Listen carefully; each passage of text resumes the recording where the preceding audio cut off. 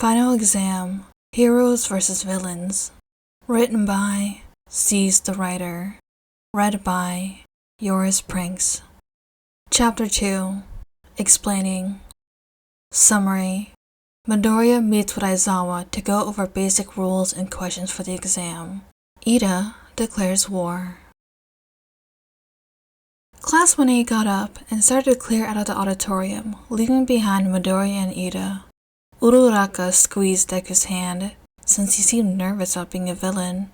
She didn't know that he was just nervous about ruining their friendship, since he planned on winning this no matter what it took. When the Hero Corps students had all left, the leaders made their way up to the stage, to meet with the teachers who announced their positions. Deku half listened to Iida as they made their way up to the stage. He was worried, honestly. He wanted to be a hero so badly for so long. And he knew a part of the reason was that he wanted to prove society wrong. He wasn't useless. He knew without All Might giving him his quirk, he would never be able to be a hero. But society told him he would either amount to nothing or become a villain. He was going to use this exam to show them why you would never want him to be a villain.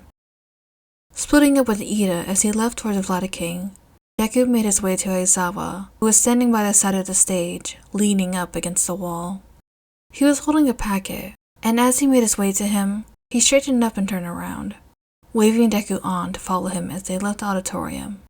They walked for a few minutes before finding themselves in an empty room that looked to be soundproof or at least had sound-dampening walls. "Sit," Aizawa said before handing him the envelope. "Alright, problem child. This exam will be difficult for you. The envelope contains the objectives for the villain team, as well as a rule book for the exam, amongst a map and possible hideouts for the villain team. Once you decide what hideout you want, I recommend marking it on your map, and then you can tell me.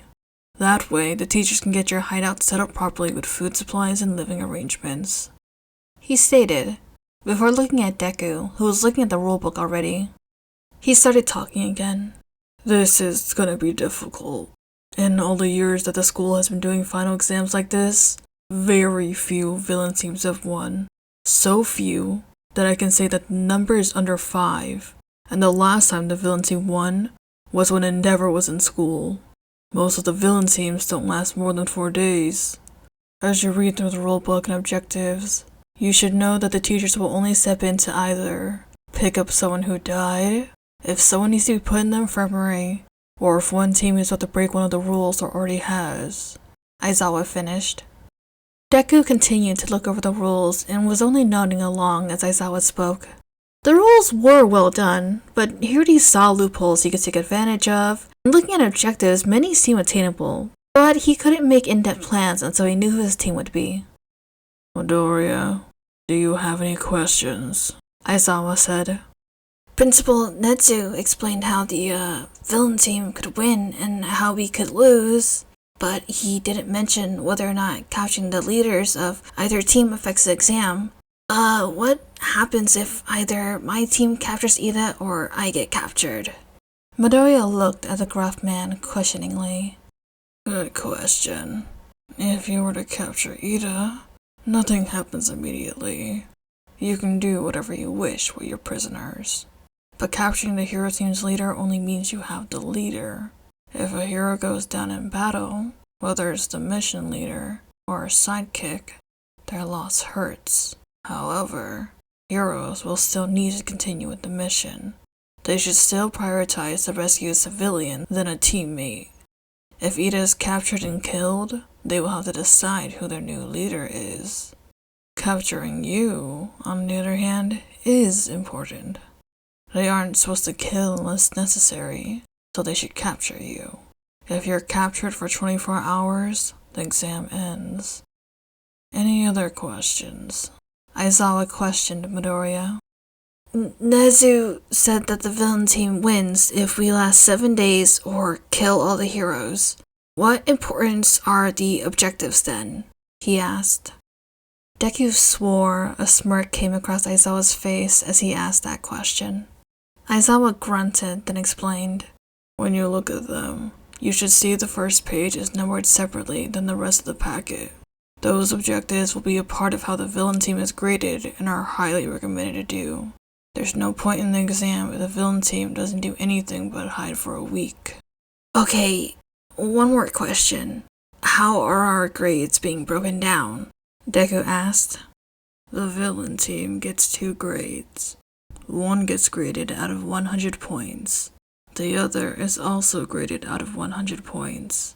For the first grade, 50 of those points are the main objective. The next 40 is split into a few different categories, such as quirk usage, decision making, following orders, cooperation, and their ability to improvise when needed.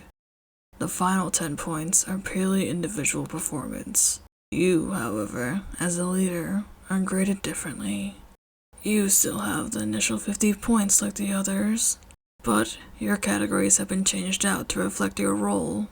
Those 40 points are graded based on the plans you make, improvisation, your ability to lead a team, and how good of a villain you are. The last one is vague, but just think of the things that make a good villain. Effectiveness, fear factor, how memorable they are. Think of the past year. Why are the villains you fought so good at being villains? The last 10 points go to whether or not you win. The others aren't graded on this, but you're in charge, Midoriya. Whether you win or not is on how well you can perform in this exam. Your plans, your leadership, your improvised decisions all matter more than anyone else. If you win, great. You did your job and achieved your goals.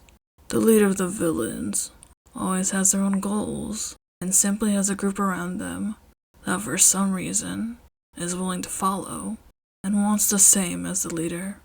Then, there are the rest of the objectives on those pages. They're all worth 1 point extra credit. The second grade is strictly performance as a student, like any other exam would be. Aizawa sighed as he finished the lengthy conversation to see Midoriya has lit up. Anything else, Midoriya? He asked. Deku just shook his head. Aizawa just nodded his head and dismissed Midoriya. Making his way back to the dorms, Midoriya was excited. He knew he needed to find a way to keep himself in check during an exam, or he may do something he would regret. Thinking about all the possibilities for the exam left him lost in thought, and he had reached the dorms quicker than he expected. As he walked in, the common room grew quiet. He looked up and saw everyone downstairs looking at him. Midoriya, I would like to congratulate you on your position as villain team leader. I am excited to lead a team against such a brilliant friend and fellow hero student. I am glad that I was chosen to be hero leader because I want to beat you, and this way I won't feel bad for choosing to fight against you. Iida exclaimed, bowing his head. Congratulations to you as well. I won't be going easy on you just because you're my friend. I plan on beating you. I hope you're prepared when finals week comes. Midoriya responded as he bowed as well. With that declaration, he moved through the common room and made his way into his room. He went to bed early that night. He wasn't sure who would join him, but even if he had to fight 10 versus 30, he would manage to win. He had to prove himself. He wasn't planning to beat them through force. He wanted to beat them on every level of the game.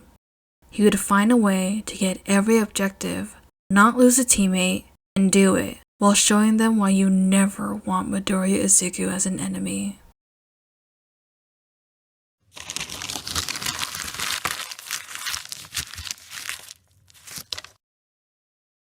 Author's note. I want to say that I love the competitiveness between the classmates that we see in 1A. So Iida's declaration of war is just friendly. I respect you as an opponent and see you as a hero and friend to look up to. Nothing malicious like you'll see with other students in the story.